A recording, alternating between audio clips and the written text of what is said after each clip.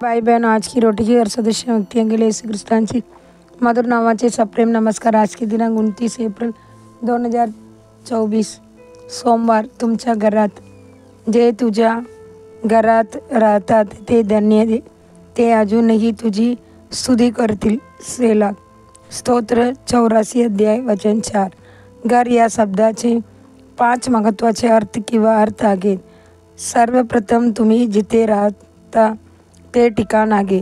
तमिळ भाषेत एक म्हण आहे जी सूचित करते की उंदरालाही स्वतःचे घर हवे असते। बाईच्या घरात राहणाऱ्याचे अनेक त्रासदायक अनुभव आपल्या सर्वांना माहीत आहेत। तुम्ही जिथे राहाल तिथे आपल्या प्रभू येशूचे रक्त घरावर आणि दाराच्या चौकटीवर शिपटा आणि ते मृत्यूच्या दूताला आत जाण्यापासून रोखेल। दुसरे म्हणजे घर कुटुंबाच्या संदर्भात देते। कुटुंबात पती पत्नी आणि मुले असतात। कुटुंब निर्माण करणारा परमेश्वर आहे। प्रभू ज्याने आदामच्या तुलनेत एक मदतीनीस दिला, ज्या परमेश्वराने त्याने आशीर्वाद दिले आणि वाढवले, तो तुमच्या कुटुंबाला आशीर्वाद देईल आणि उन्नत करेल। तिसरे म्हणजे घर तुमच्या शरीराकडे निर्देश करते।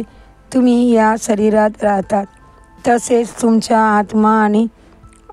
आत्मा जेव्हा तुमचे तारण होईल आणि तुमचा प्रभू आणि तारणारा म्हणून येशूला स्वीकारेल, मग तुमचे शरीर हे देवाचे निवासस्थान बनते।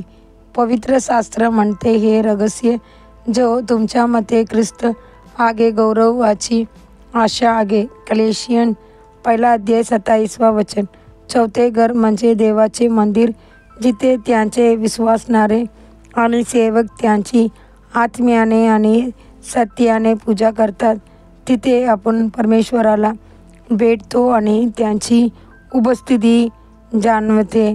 परमेश्वर आपली प्रार्थना ऐकतो, आमच्या सर्व गरजा पुरवतो, आम्हाला आशीर्वाद देतो आणि त्यांची मंदिरातून परिपूर्ण भेटवस्तू देऊन आम्हाला परत पाठवतो। राजा डेव्हिड म्हणतो, ते मला म्हणाले तेव्हा मला आनंद झाला, आपण प्रभूच्या मंदिरात जाऊ। स्तोत्र 122 अध्याय 1 वचन। पाचवे घर हे स्वर्गीय घर किंवा शाश्वत निवासस्थान आहे। पवित्र शास्त्र म्हणते, कारण आपले नागरिकत्व स्वर्गात आहे, ज्यातून आपण तारणहार प्रभू येशू ख्रिस्तांची देखील आतुरतेने वाट पाहत आहेत। फिलिप्पियर 3 अध्याय 20 वचन।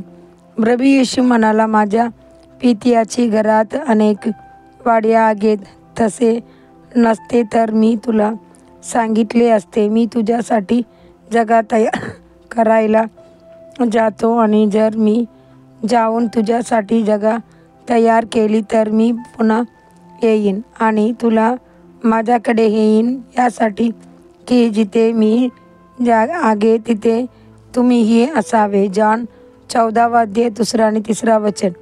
स्तोत्राचे पुस्तक पृथ्वीवरील देवाची स्तुतीने भरलेले आहे आणि प्रकटीकरणाचे पुस्तक स्वर्गातील देवाची स्तुतीने भरलेले आहे।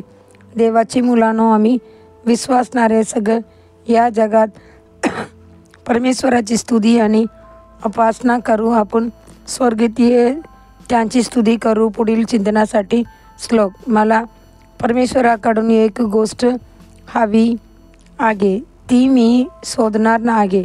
मी आयुष्यभर परमेश्वराची घरात राहू शकेन, परमेश्वराचे सौंदर्य बघावे आणि त्यांची चौकशी करावी म्हणतील।